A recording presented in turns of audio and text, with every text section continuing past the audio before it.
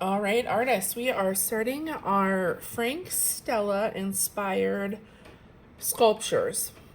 And to start, we are working in 2 dimensions, which means our surface is flat.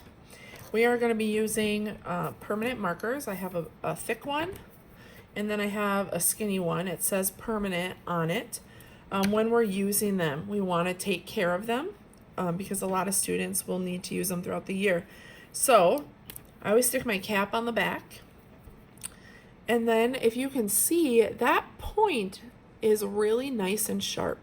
We want to keep it that way. So to use my permanent marker correctly, we draw gently. We do not jab it and push it really hard because that will ruin the tip. I need to use different lines and fill in as much of the space as I can. So I'm going to start in a corner. Then I might swoop. I'm trying to create different sections of different sections. So you can see I have 1, 2, 3, 4, 5, 6, 7, 8, 9, 10, 11, 12, 13, 14, 15, 16, 17. That's plenty. You should have anywhere from 12 to 20 sections. This is probably as small as you want them to be. Any smaller and you won't be able to fit a pattern. It's nice to have some big ones.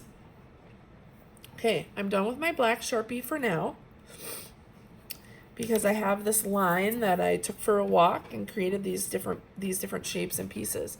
Our next step, and you can use the black permanent markers, or I'm going to give you the choice if you want to use our colored Sharpies. They have to be permanent for this part. You can use colored ones too. Each shape we want to fill in with a pattern. And on your table, you're going to have different reference sheets you can look at for pattern ideas, or you might have your own idea for a pattern already in your brain. So I'm just going to do a few to show you like what I'm thinking. Maybe this space I want to fill with circles. And wherever there isn't a circle, it's going to be this color. Okay, so that's going to fill a space pretty quickly. Or I want some small ones, I want some big ones. A half circle, sure. I really like that color.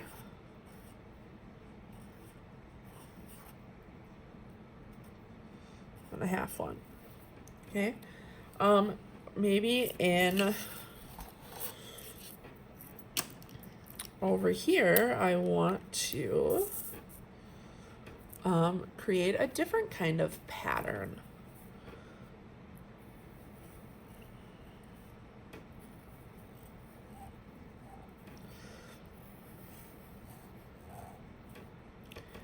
We want lots of different patterns and we want lots of color because Frank Stella's work is really fun to look at because of the color he uses. So I'm going to go ahead and I'm going to finish filling mine in with pattern.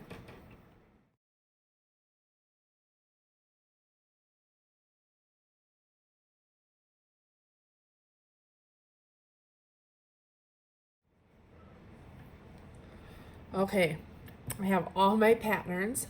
I did some in black and white, and some of my patterns I drew using my colored Sharpies. Now, there's still way too much white on here, but because I used colored Sharpies and they're permanent, I can go ahead and I'm going to add color to all of my white.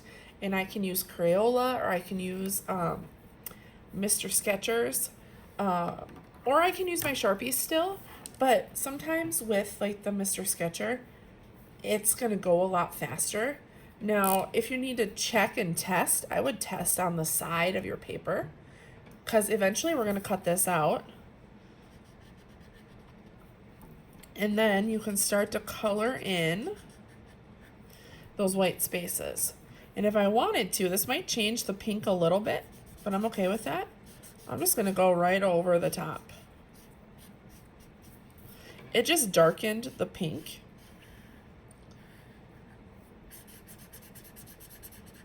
And if you don't like that, then take your time and go in between each white spot.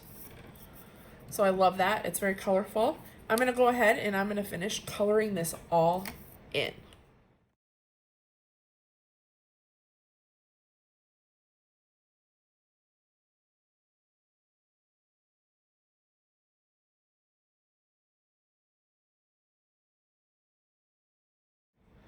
Okay, I am done coloring in my patterns on my two-dimensional work.